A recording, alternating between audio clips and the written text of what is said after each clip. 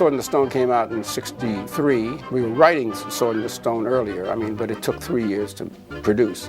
Well, we always start from not the words and not the music, but an idea. What is that about? And once we have a conception, then we discuss who's going to sing it, what year it's going to take place, in what personality the voice will come. All these various everything that goes into it. Ingredients are discussed long before any melodies or lyrics. And then we start saying, well, what's a good angle? What's a new angle? Because so many songs have been written, we try to come up with something that's a little different. That's why we invent words sometimes. Higitus figitus, migitus mum, prestidigitonium.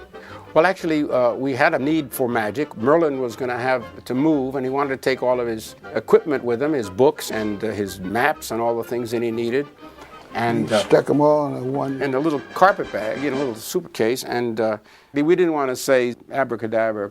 We just wanted to do different words. So how would he do this, And the conversation was, well, he's British, and we have to have sort of a British-sounding magic, and also it's sort of Latin because he's very into Latin and Greek and all that. So we came up with higitus, figitus. Because higitus from Higginbottom, that sounded, very British, and then higitus, figitus, migitus, mum, like you were declining some Latin. So it. Higitus, figitus, migitus, mum, prestidigitonium. We're packing to leave, come on, let's go. Books are always first, Oh, where was I, boy?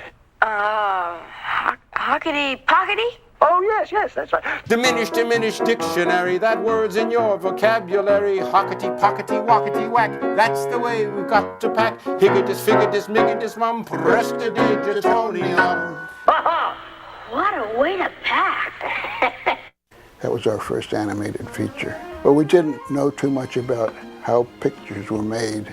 We learned that one must really pre-establish thematic lines within a musical film, and so that the melodies of the songs are utilized in background as well as in foreground when they're sung. We got more clout with Walt's confidence in us. And so eventually Walt would say we could talk to the musical director of the film, and we could involve ourselves in the spotting of the film. After the film is filmed and the songs are in, you spot the underscoring, and we were there in spotting sessions and things like that. So that helped a lot.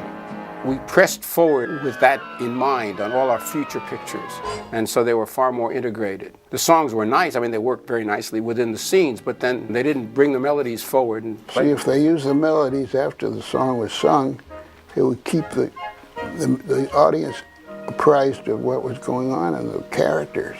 In opera, they call it leitmotifs. Characters' personality themes continue. In Poppins, you heard it all the time. Irwin Kostal, who did a great job on that.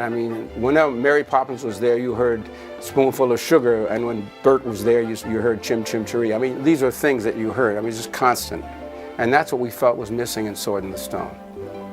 We wrote several songs that were not used in the film. One was alluded to, I think, melodically, but was never sung, and that was The Blue Oak Tree. This would have been sung by the knights at the castle. It shows how stupid they were. And all they ever did every day was joust, and they would eat, and they would joust and drink and eat some more. And of course they had loyalty to this ridiculous blue oak tree on a field of white, which meant nothing. And we had fun with that one. Really. It's weird.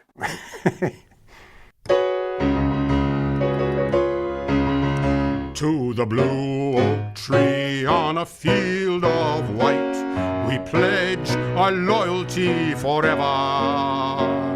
The white stands for right, purity and might, and the blue stands for truth, yea, verily forsooth. So we drink our toast to the banner we love most. May it proudly wave on high. We will sing all night and all day. We will fight for the blue oak tree on a field of white. For the blue oak tree on a field of white. One of the songs that I really liked very much, and Bob and I were very kind of pleased with it because it really was story, was The Magic Key. Nobody knows, but they wanted to tell story with this thing. In other words, they wanted to move the story forward to get Merlin and Wart, the little young King Arthur, to go back to that castle. And so they had to do it in a hurry, and the magic song worked. But originally we had in The Sword and the Stone, we really wanted to emphasize the fact that the brains, the intelligence that Merlin was trying to imbue with the wart, with the future king, was the key to the entire picture. Unfortunately, we didn't get a chance to express it musically, but that was one of the things we really wanted to do with the magic key, was saying a noggin full of knowledge is the magic key that nobody knows, but we do, don't we? We do. With a hey dum dairy and a dairy, let me see, with a hey dum dairy and a dairy. Okay, I haven't played this in 40 years. Let's try one more time. Good that we have tape, right? This was never used. This has more meaning than higgadis, figgadis, miggadis, mum.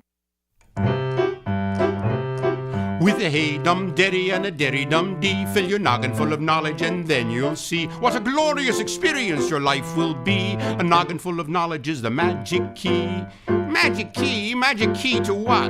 The key to the doors to the future and past, or both be yours to explore at last. The greatest adventure of them all, you see. A noggin full of knowledge is the magic key. Magic key, derry dum dee. Magic key, derry dum dee.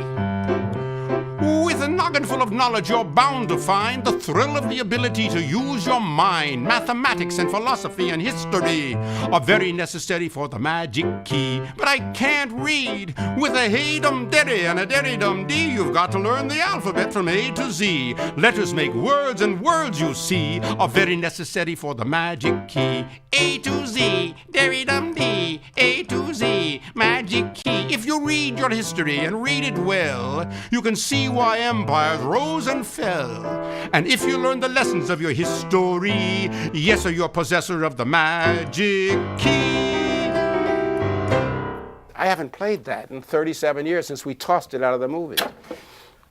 Sword in the Stone was a wonderful experience for us, and we certainly learned so much from it, and it really led to our future successes with such Disney classics as Poppins and Jungle Book and the Winnie the Pooh series and the Tigger movie.